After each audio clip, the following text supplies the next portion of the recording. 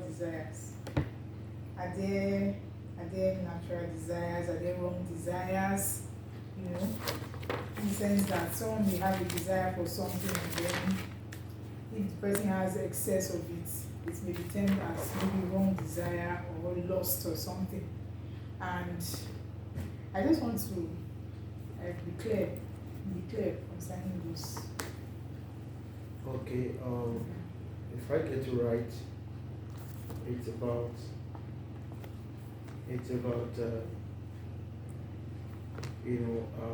can the expression of desire be a wrong thing? Or can it be good?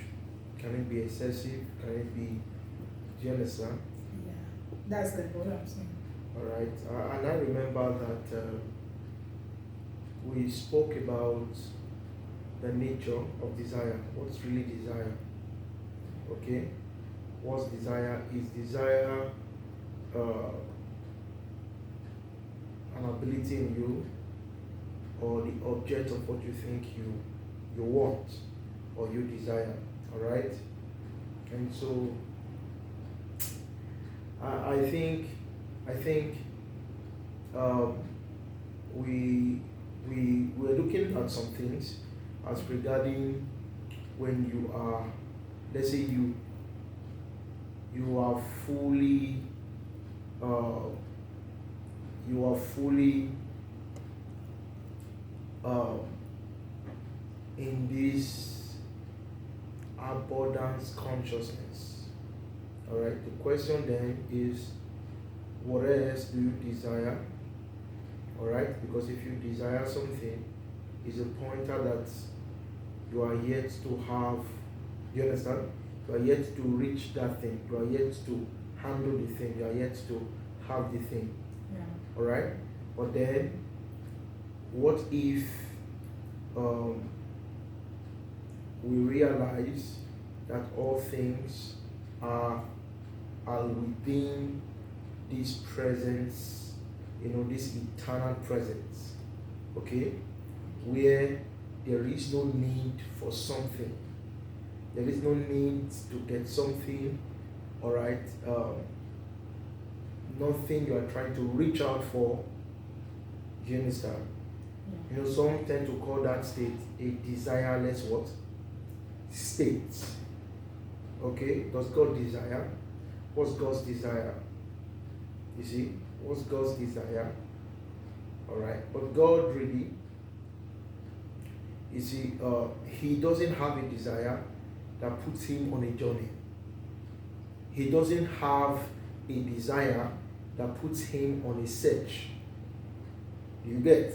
But you see, the other way, the opposite is the case with man. He has a desire, and then is what? Is on a goal for what? For that thing. Alright? But then, abundance consciousness, that's consciousness of abundance, where you are not in search for something, you aren't trying to become a thing. Alright? You see, this I am consciousness is abundance. He isn't trying to be something, alright? Because it is all. So when we talk about I am, we are talking about the all therein, against which there is no others. Alright? Now, if we bring it down to the issue of desire, alright, I don't just want to say, okay, what is desire, what is good about our desire, what is bad about our desire is on the basis of our perception. Alright? I am trying to question with you the nature of desire itself. Is there really anything, is that desire, is it an intrinsic character of being that sets you and I on a journey of arriving at a point, getting at something, or trying to have a thing? Do you understand? You see? Because you see that. Now, if you look at let's say you desire to eat something, all right? Like we understand it, and then you that thing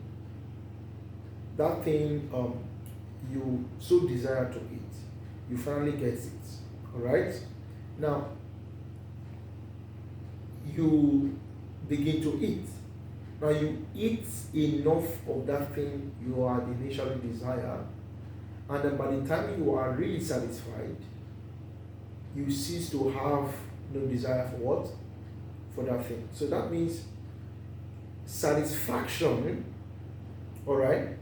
In the presence of satisfaction, there is no desire. You get what I just said? We're in search for satisfaction. But then when you are fully satisfied, desire ceases. Do you understand?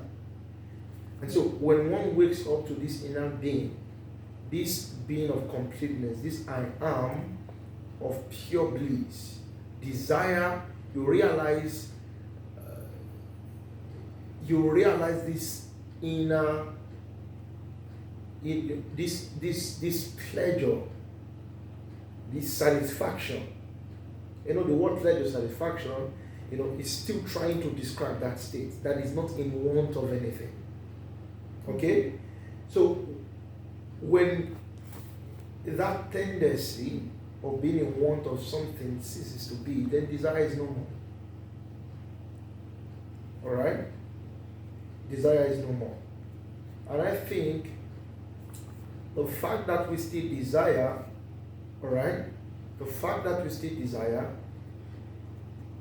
you know, shows that we are still yet, you know,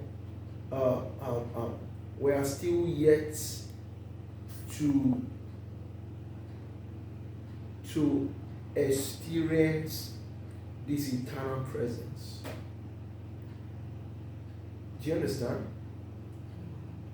We are still yet to have a touch, you know, with this being. All right. So it's not really a question as to is this bad, is that good? Because what is bad, what is good, it's often based on our social construct. All right. And we don't live based on, you know, what is bad and good. God is not good. Neither is He bad. All right. You see.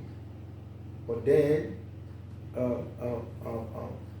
that transcendent nature of God beyond the conflict of good and evil, all right, is, should I say, is an experience, or is what is missing in the space of human experience. Do you get the point? All right.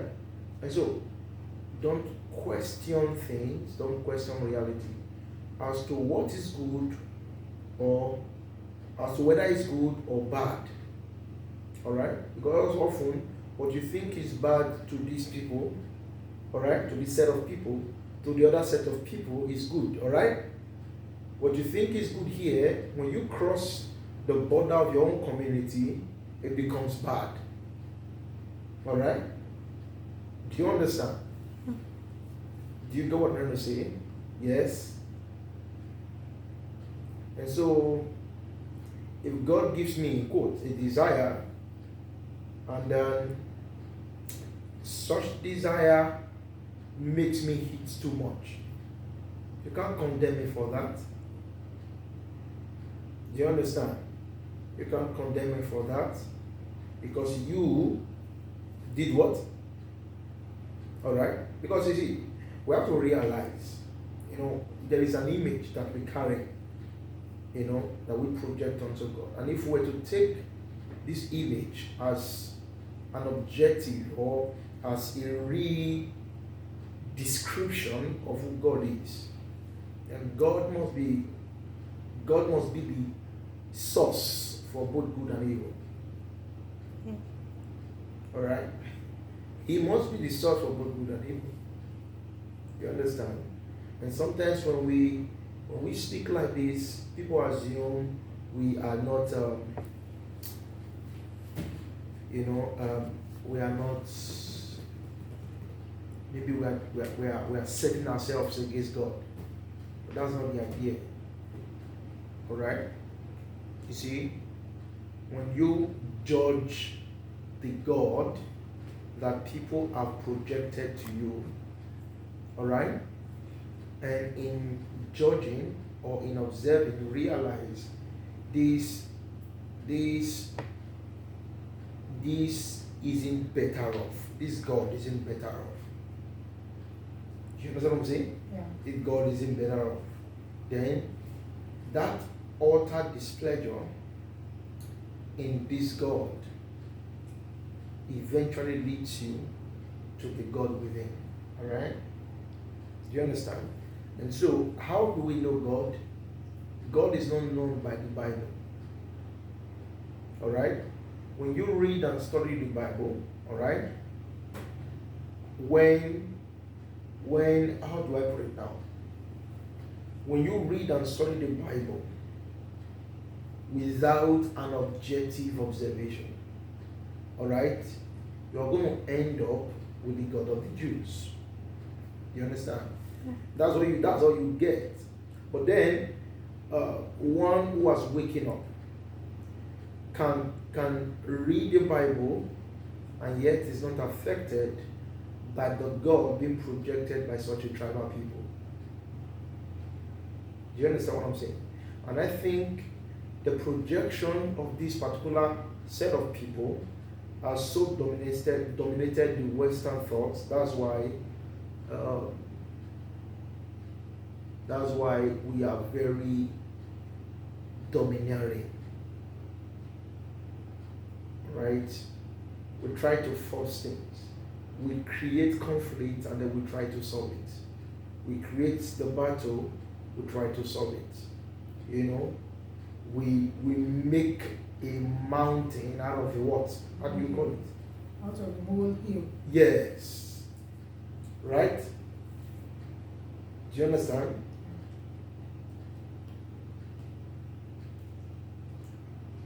We see a thing, we call it bad. How is it bad? You see, you create a conflict where there is no conflict. And I think for us to transcend the conflict between good and evil, then we must accept that they are the product of our own making. I'm good, I'm also evil. Right? It's a how can you say you are evil? You see, potentially, I'm capable of killing you. Potentially speaking, I'm capable of several things. Alright? Some people say God cannot kill. It's a question of inability. So God is not really powerful. So God can kill. The question as to whether has he killed before remains a debate. Alright? Even though we try to deny a lot of things. You know, I was pointing out something to Rob the other day. When we talk about the covenants, the two covenants, please remind me where I'm deviating. All right, just to touch a little bit on that. You know, when we look at the two covenants, okay, we call one the covenant of the law, the other we call the covenant of grace, right? And then we believe, all right, according to the letter of, was it St. Paul now? And even when you read a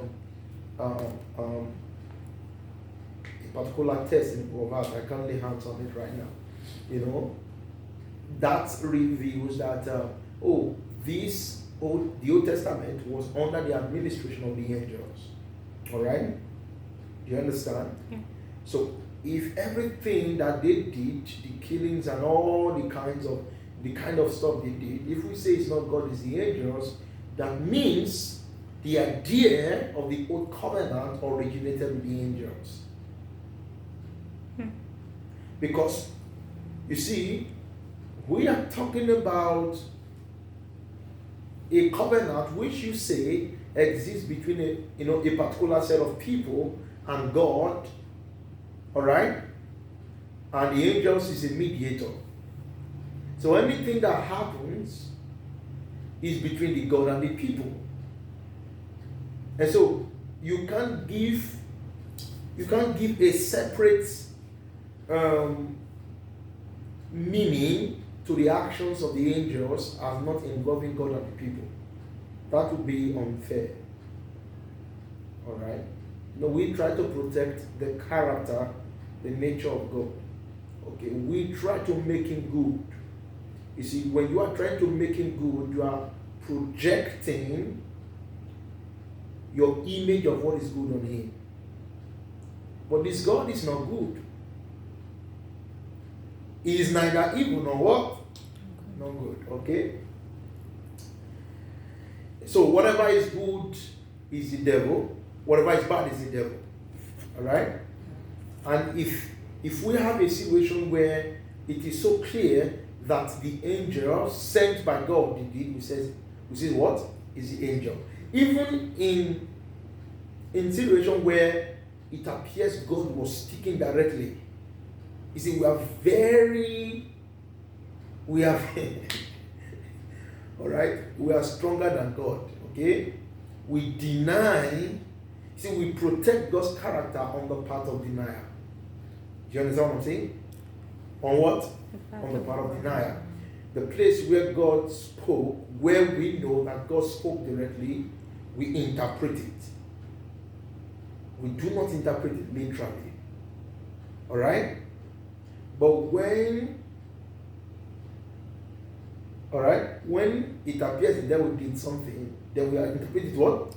We interpret it literally. So, the actions of God in the Old Covenant that looks bad, it is interpreted allegorically. Or you shift the blame. Yeah. This can't be God. It is his angel. Who is this angel? Alright? And so we have that bias. Alright? We have that bias. But then, the whole point is, God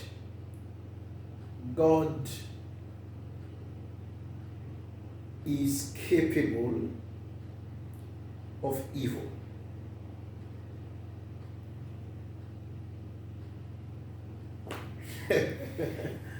Alright? Now listen, I'm not trying to mess you up, alright? Yeah. God is capable of evil.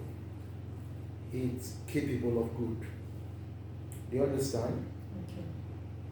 Because you can't say God isn't capable of evil and I'm capable of evil and you say I am made in his own image. From where did I get that ability from? How can he who isn't capable of evil make me, create me, gives birth to me, and then I'm capable of evil? Who is my father? Did you get what I just said? Yeah. So God is capable of evil. So you don't say God cannot. God can. God is capable of evil. But then there is that natural power to do what? To not do, right? Okay? Because he who has transcended good and evil, alright, has woken up to that natural power to determine which expression gains what? Do you understand? Which expression, alright, is to be expressed by that source. You know, that same ability is capable of what? Both good and evil, alright? That's why I said there is nothing like the power of God and the what? It is still a dualistic way of thinking. Because you ask yourself, is God all powerful? Is what?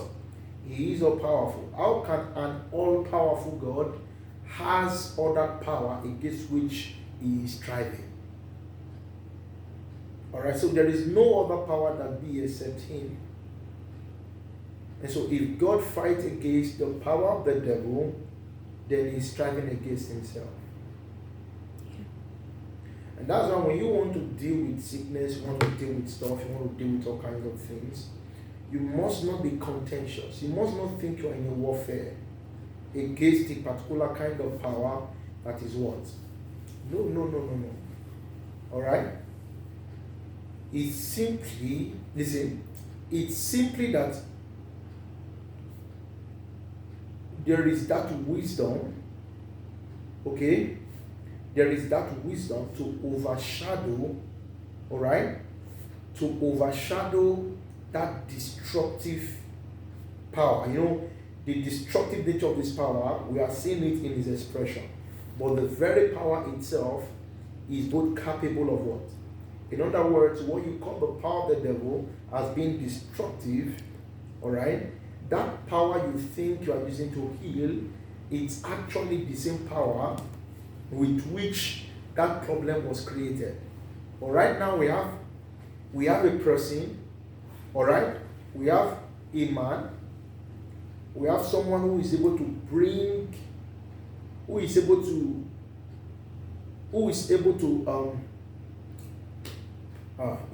cause one to overshadow what?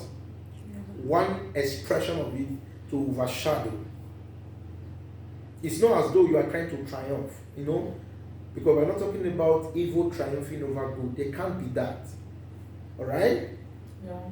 There can't be light triumph. It's not about light triumphing over darkness. Okay? There is no such conflict, but what we've created is our construct.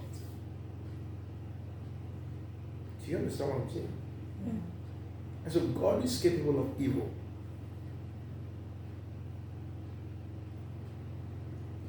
I'm still trying to process that. I know it's all right. Yeah.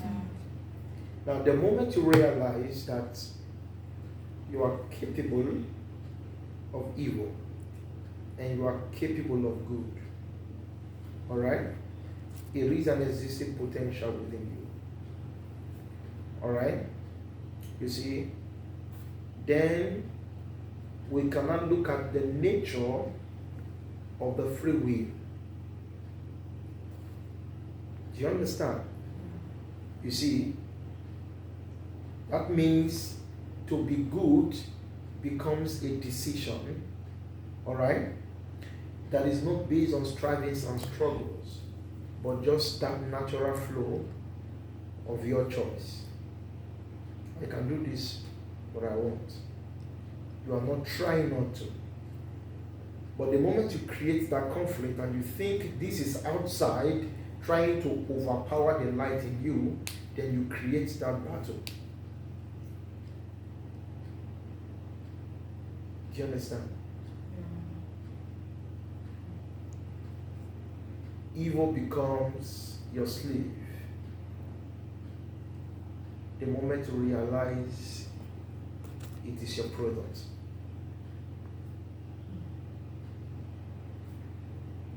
Oh, you didn't get what I just said. I got that. The moment you what? The moment you realize it is your product. The moment you realize that evil is your product, then it becomes your slave. Alright? You are not evil.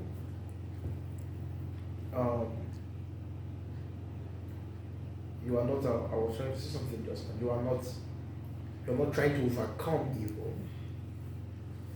Because you realize it's your product.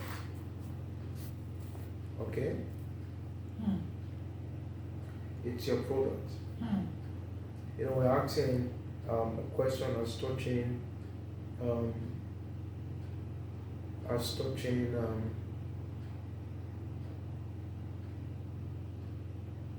you know, the popular myths about the fall of Satan, the origin.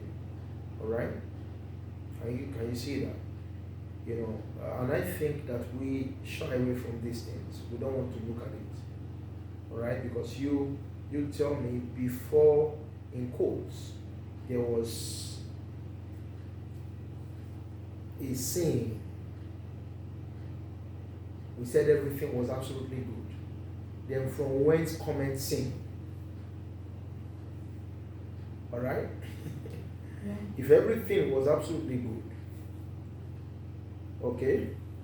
And so if a creature, according to our mythical story, if the creature was capable, alright, could conceive sin, it means it was a potential in him. It means it was what he was capable of. And so what he was capable of is a question of ability. And he got the ability from nowhere apart from this source. So God is capable of it.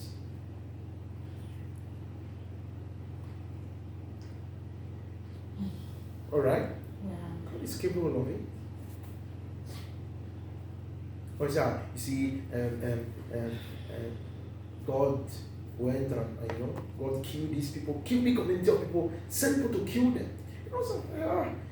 God cannot kill, and then we try to protect him. God cannot kill. Who told you God cannot kill? You understand what I'm saying? Yeah. Who told you God cannot kill? Alright? Who told you?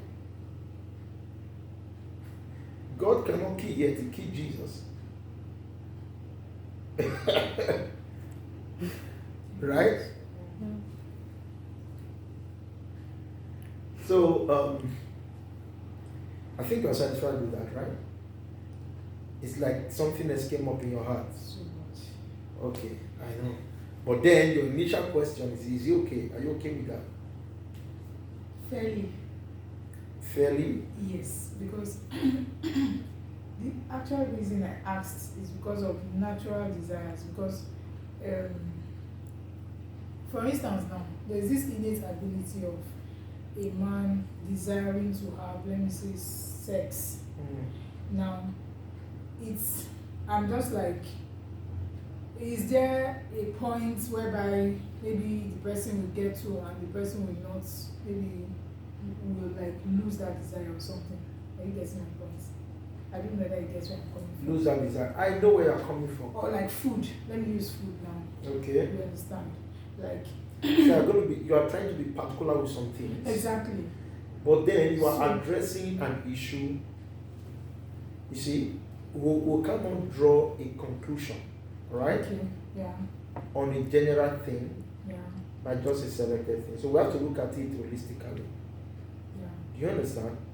I'm sorry, that brings me to a question of, could it be that maybe what I think is immortal or what Okay, I I want think to is ask you eternal is a different question. from Do what we I have think is people eternal? okay, whether it's associated with being immortal or things like that? You understand? Because What's immortal? that's exactly what I'm like, Okay, it's let's like a not go question into that's that. arising in my heart. Because immortal is our construct. Okay. All right, is Yeah. our construct, and I think we created a concept of immortality that we are striving for, we are trying to reach out for. Meanwhile, immortality is in nature of being, is in nature of everything. Okay. All right, it's the nature of life. Do you understand? Yeah. Okay, that's just by the wayside. Mhm. But then I was trying to point out something regarding what you said about sex. We have people who haven't had it. All right. Sometimes, and some of these people, what do you call them? Celibates. All right. Do you understand? Now, it is true that there are a lot of people who do not have what. There are people who don't have such a desire. Do you understand? There are others who have it. But then how do you account for the differences? Do you understand? Yeah. It is, that's why I said that desire is pointing you. It's pointing you to something you are trying to reach out for that isn't present. Alright? Do you get? Yes, desire drives you to have sex, but after you are done with this, such desire for it ceases. You didn't get what I just said? Yeah, The desire for it ceases because you have had it. like Yes, not satisfied, that's why I you said don't want it. when that satisfaction as an intrinsic character of this presence and eternal goodness, Yeah. you don't have, there is no, do you understand? You don't have a need for what? For desire. Do you understand what I'm trying to say? Do you get it now? Yeah, I get it. But then my what I was sharing outside of that, did you understand that so far? Yes, I did. Okay, so any other thing before we come to a close? Okay. What minute have we spent? What time? 30. Eh? 30 minutes. 30 minutes? Wow. See? I think the reason why she was asking the question on sex, food, was because of a notion about what immortality is supposed to be. What? Exactly. Is about a notion on what immortality is supposed to be. Okay. Previously we've been taught that immortality, the immortal body. Jesus Christ does not desire to eat That's food what I'm for telling you sustenance. that. I know. Largely, Saint Paul. Do you understand? We basically talk about that because it's one of the general things that we see when we read the letters of Saint Paul. Okay, but I'm not. I don't think I'm ready to talk about the letters. Reason being that, I'll start talking about it from next year. Okay. The whole we must come to a point where we are sincere enough. All right. That we are sincere enough to admit that the letters of the Jewish authors, all right, are not to be taken absolutely as immaculate. That you cannot question it, you can't do anything. No, you can't question it. All right. In fact, the basis of knowledge is you and I. It's nothing else. You understand? Yes. When he said Jesus came and how many? Did he come with Torah and everything? In fact, he got to a point, he says, they are not even my witness. My witness is from above. Alright? Because the Pharisees, the scribes, and the rest, they speak based on the authority of the Torah. That was their reference point. But Jesus spoke. He spoke on the basis of the witness that is above. The above, where's the above? Not up, within. Do you understand? And I think among the Christians, we will not so much look within our hearts. This is where the truth is. You understand? Truth is not there. This is truth. You get what I'm saying? This is truth. And I think that if you look back, and see the way the church has been evolving, you realize that, of course, we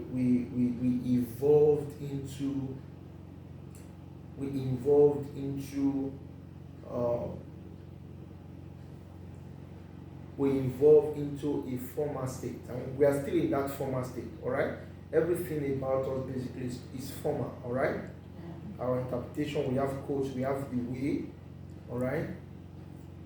A kind of a structure, all right? You understand? The church gave you the books you have to read. They even went as far as telling you how you are to read it, all right? How you are to read it, what you are to think. You understand? Yeah. So we've evolved into that former state that is, permit me to use the word inorganic. There is no flow. It must always be like that. It must always be like this. Alright, but when there is flow, we don't try to keep a thing. You are not afraid of a thing being questioned. Alright? You are not.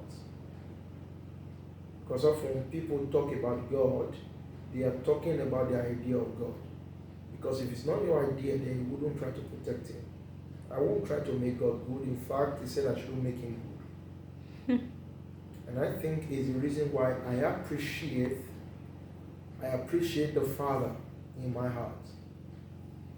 The very source in whom I am. Okay? Because I don't see through the lens of a Jewish God. I'm not a Jew. In fact, I don't see through the lens of that tradition. I have seen, I've been seeing through it. We've all seen the God of St. Paul, the God that St. Paul speaks about, and then the God that, and this God that St. Paul spoke about has been shaping over the years. Do you understand? Has been shaping over the, has gone through several evolution of thoughts. St. Augustine did his own, the church people did their own, all right? And that's how we've evolved into this inorganic state that we are in right now. And so don't be shocked that the God that St. Paul preached is not really the God you are even hearing today. All right? Because we don't even have the original text with us. What we have is copies of the Bible. And what has gone through third parties, it will be so insincere of us not to admit the alteration that may have happened. And that's why often I don't even talk about these authors. But then I really want to question,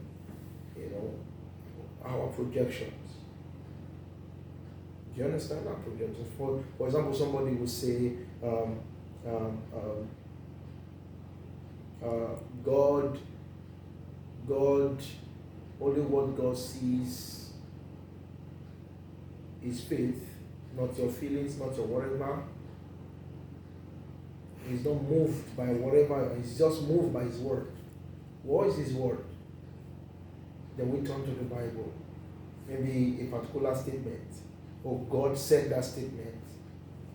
He doesn't really see you primarily. He's not really committed to you. It's this word that he's committed to. And so we have such mentality. Such nonsensical way of thinking. Doesn't make sense. Alright? And so we're going to be looking at these things. We're going to be questioning a whole lot of things. Alright? Yes.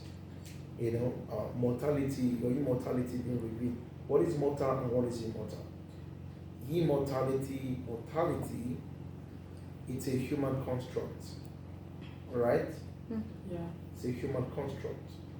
Just like I was trying to tell us the other time, we are the one who says the God nature, the angelic nature, the human nature, and the nature of the creatures around us. Alright? But nature is beingness. And that beingness, alright, is the womb within which we live. And so we just have one nature. Alright? The God nature, the angelic nature, and things like this. And when I ask you what is nature, you may not probably what? You may not even know. Okay? And I think we are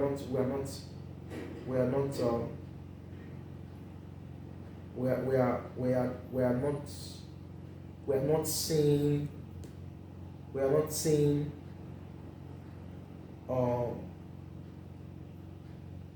the invisible, all right, by everything. Do you understand what I'm saying? Sometimes when you say invisible and invisible, you think things that are not seen. All right? But then the invisible can be a perception of the thing, a perception of how you see things that are visible, but how you are seeing the things that are visible is not really what that thing is. And then the invisible of that thing becomes what is obscured in your perception. It's not things that are different from what you are seeing right now. Okay? It's not just about that you are seeing something. How are you seeing it is the question. Alright? How are you seeing it is the question. And so,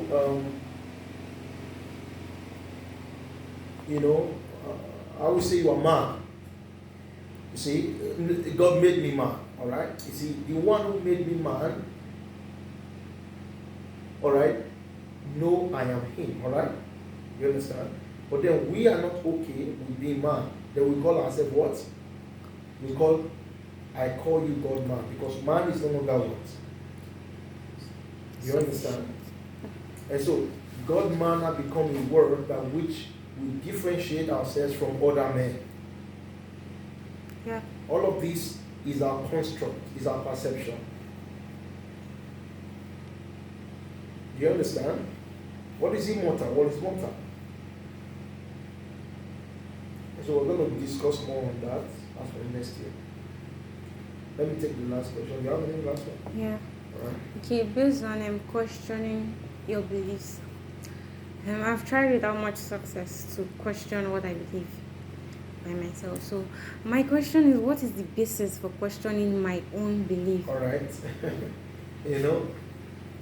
There's having basis upon which you question. When you have a base, the basis upon which, or the standard, all right, by which you are trying to question the things you believe, all right, that standard will still be part of what? Do you get? You see,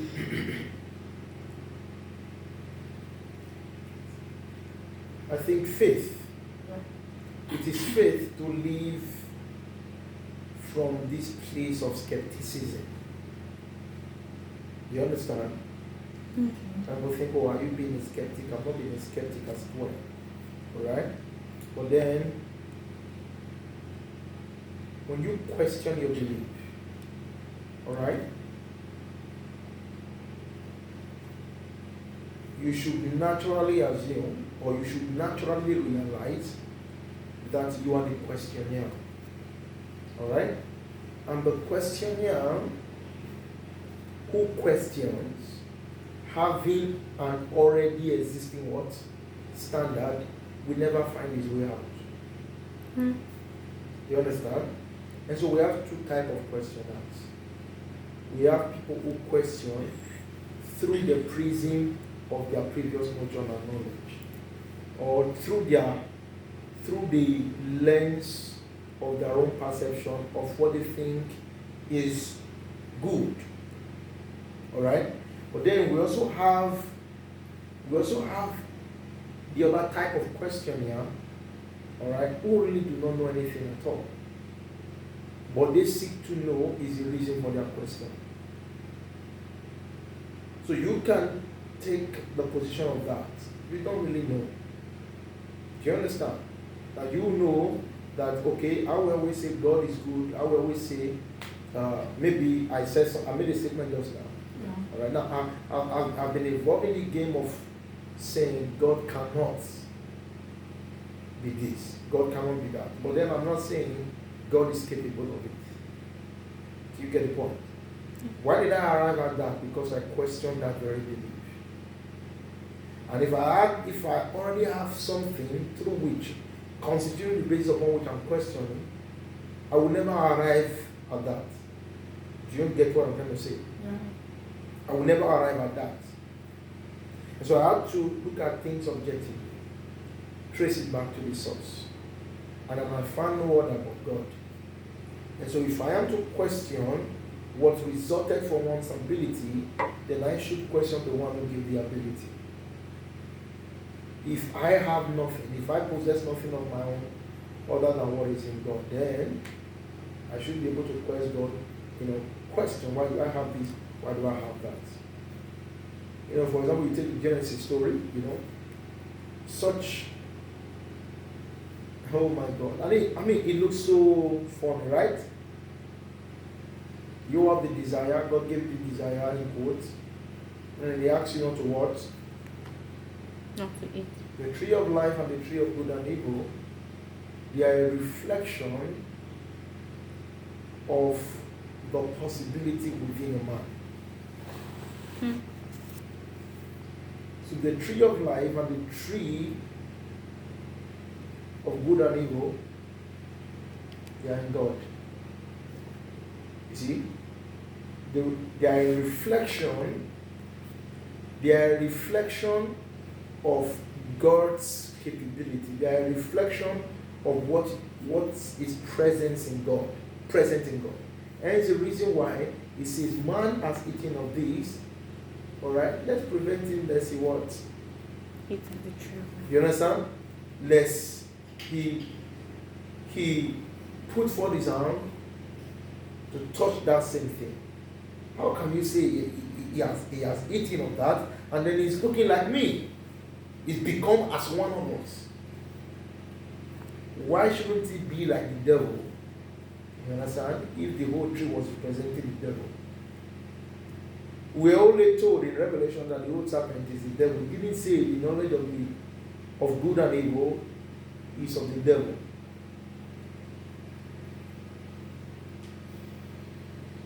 Alright? So both were a reflection of what was present in God.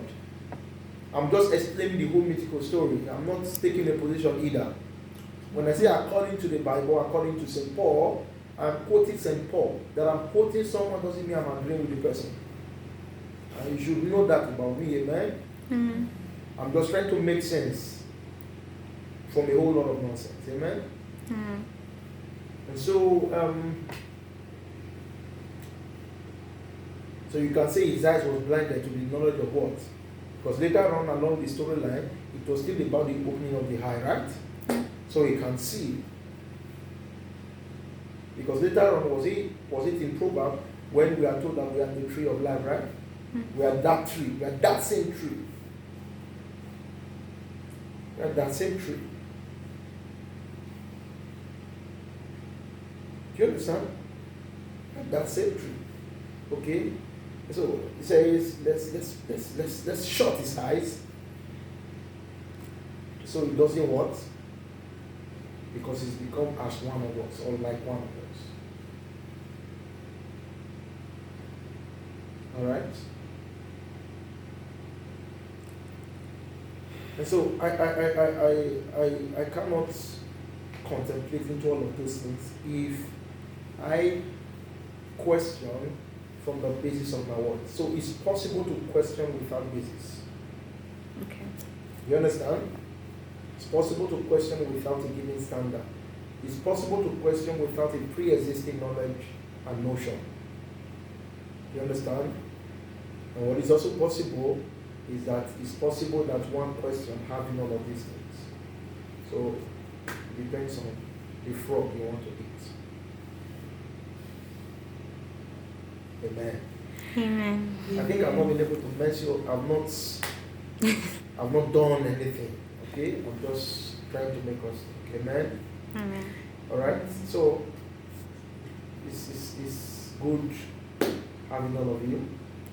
And sharing with you is always a wonderful moment. Stay good and blessed. Thank you, sir.